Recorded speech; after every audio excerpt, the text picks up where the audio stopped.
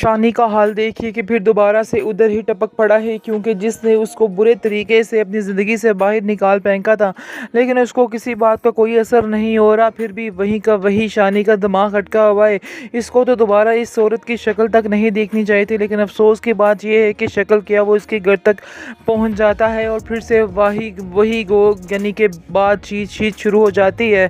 आप देखेंगे कि सजीला जो है वो भी काफ़ी ज़्यादा एक्साइटेड है, क्योंकि वो जिसने सोचा था, जो प्लान किया था, वो ही करने की कोशिश कर रही है। जिस पर शानी को कहती है कि तुम्हारी बीवी तो तुमसे बहुत ज़्यादा प्यार करती है, बहुत लगाव है इसको तुम्हारे साथ। जिसको सुनकर वो कहता है कि किसी और को भी शायद मेरे साथ बहुत ज़्यादा लगाव था, लेकिन वो कहती है हाँ मुझे तो नहीं था, खैर तुम्हें है था। ये बात तुम अपने दिमाग में बिठा कर ही रखा करो। इस पर आप देखेंगे कि वो कहता है शानी के और उसके अलावा कोई तुम्हारी फरमाइश है, क्योंकि तुमने जो जो फरमाइश की है वो मैंने पूरी करने की कोशिश की है। आगे से आप देखेंगे कि सजीला इसको समझाती है और कहती है कि वक्त आने पर सब कुछ बता दूंगी, अभी वक्त नहीं है कि तुमसे कोई किस तरह की बात की जाए, इसलिए बेहतर यही है कि सही वक्त का इंतज़ार करो कि आगे क्या करना है।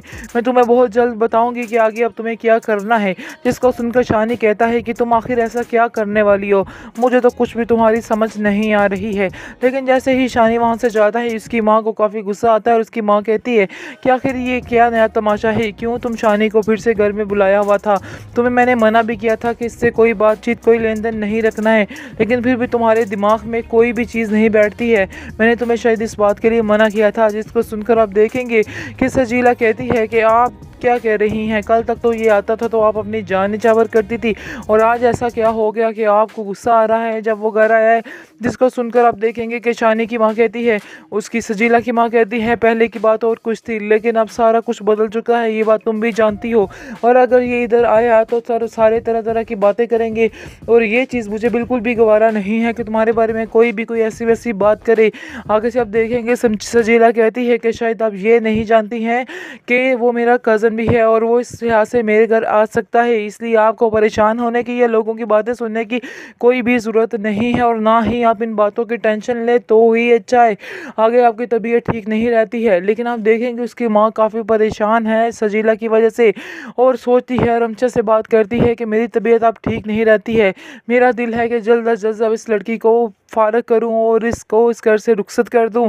जिसको सुनकर रमशा कहती है हाँ आपकी बात बिल्कुल ठीक है, आप किसी से बात कीजिए और रिश्ता कहीं पे कीजिए, क्योंकि यही सबसे बेहतरीन ऑप्शन है।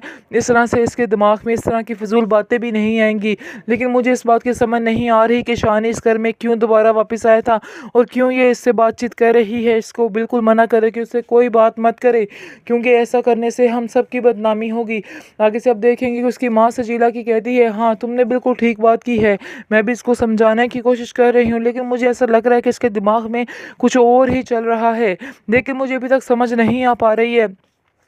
बस मेरा भी यही दिल है कि बस अब इसको यहाँ से रुखसत ही कर दे तो ही बेहतर है, वरना ये ना हो कि कल को कोई नया तमाशा बन जाए और हम सारी ज़िंदगी बदुआओं की जद में आ जाएं, क्योंकि शानज़े अब उसकी ज़िंदगी यानी कि ज़िंदगी किसी और के साथ जुड़ी हुई है। अगर हम इसके साथ को ज़्यादती करेंगे तो सारी ज़िंदगी हमें बदुआएं मिलती रहेंगी, और हम ऐसा हरगिज़ नहीं करेंगे, क्योंकि मैं जान चुकी हूँ कि ये रिश्ता जो था इसने अपनी मर्ज़ी से सजीला ने तोड़ा है, इसमें शानी की मर्ज़ी शामिल नहीं थी। शानी ने तो इसके बहुत ज़्यादा तरले मिन्नतें की थी कि तुम ऐसा मत करो, लेकिन उसने इसकी एक नहीं सुनी थी और अपनी ही मर्जी की थी।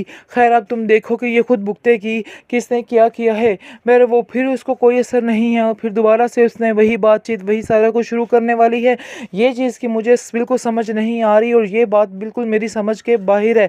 आगे से रमशा कहती है कि आपको समझ नहीं आ रही, लेकिन मैं अपनी बहन की सारी बातों सारी चालाकियों को अच्छे तरीके से सजीला समझ रही है कि वो शानी को अपनी तरफ कर लेगी और इस तरह से अपनी बातों में लगा के सारा सिस्टम हैंडल कर लेगी, लेकिन ये उसकी बहुत बड़ी बेवकूफ़ी होगी, क्योंकि वक्ती तौर तो उसके साथ लग जाएगा और ऐसा लगेगा कि जैसे वाकई में उसके साथ है, लेकिन शानज़े की अच्छाई कभी रायगा नहीं जाएगी, शानज़े के साथ अच्छा होकर ही रहेगा। और आप देखिएगा कि शानज़े के साथ शानी एक दिन ज़रूर कहेगा कि शानज़े के अलावा कोई भी उससे ज़्यादा मोहब्बत नहीं कर सकता है, और हकीकत भी यही है। शानज़े उससे बहुत ज़्यादा प्यार करती है और उसी के इंतज़ार में ही बैठी है कि वो आके सच्चे दिल से इस चीज़ को एक्सेप्ट करे और कहे कि वाकई में वो शांति से बहुत प्यार करता है। लेकिन आप देखेंगे कि सजीला अपनी चालाकियों में मसरूफ़ रहेगी और बार बार तंग करने की कोशिश करेगी शानजे को, और शानी को कहेगी कि मैं तुमसे मिलना चाहती हूँ। उसकी माँ को जैसे ही खबर होगी इस बात की तो वो इस बात की कहेगी कि तुम बिल्कुल गलत कर रही हो, तुम्हें ऐसा नहीं करना चाहिए। लेकिन उसको कौन समझाए, और बात यह है कि वो खुद बहुत परेशान है उसकी माँ, क्योंकि वो भी समझा समझा के तंग आ जाती है कि बेटा ये चालाकियाँ छोड़ दो, अब शानी का पीछा तुम्हें नहीं करना है, अपने आप को ठीक करने की कोशिश करो। जिसको सुनकर सजीला कहती है कि अगर मैंने आप लोगों की बात मान ली तो आप क्या समझती हैं कि मेरी ज़िद पूरी हो जाएगी? मेरी ज़िद यही है कि मैं शानजे को नीचा दिखा कर रहूं। जिस दिन वो मुझे चैलेंज करके गई थी मैंने भी ये बात सोच ली थी और दिल ही दिल में अहद कर लिया था कि मैं इस लड़की को नीचा दिखा कर ही सांस लूँगी, और मैं ऐसा ही करूँगी। एक दिन इसको नीचा दिखाऊंगी और फिर इसको कहूँगी कि बताओ अब तुम्हारा क्या बना है। खैर आप देखेंगे उसकी माँ जो है काफ़ी परेशान है और वो रमशा को कॉल करती और कहती है कि रमशा तुम ही अपनी बहन को आखिर समझाओ ये क्या चाहती है और हमसे क्या बदले ले रही है।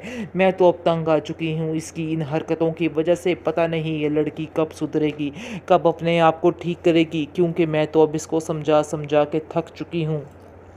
जिसको सुनकर रमशा कहती है कि मैं खुद आने वाली हूँ और मैं ही आकर इससे बात करूँगी और इसको बताऊँगी कि ये जो कुछ कर रही है बिल्कुल गलत कर रही है।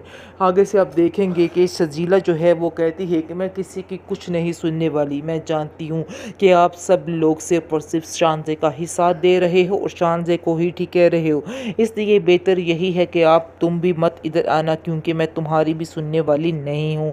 जिसको सुनकर आप देखेंगे कि उसको समझाती है रमशा और कहती है कि तुमने हमेशा अपनी ही जिद चलाई है और देख लेना एक दिन तुम ही इस दलदल में फंसोगी और कोई भी नहीं। तुम जो समझ रही हो कि तुम शानी को हथियार लोगी, लेकिन ऐसा तो नहीं हो सकता है। ये तुम्हारा सोचना बिल्कुल गलत है और बिल्कुल बेकार है, क्योंकि ऐसा कभी भी नहीं होगा। शानी हमेशा जिसका है उसका ही रहेगा। उसने भी काफ़ी कोशिश की है कि वो तुम्हारा साथ दे सके और तुम्हारे साथ रहे, लेकिन तुमने उसकी एक नहीं सुनी और हमेशा हमेशा उसको ठुकराती ही रही।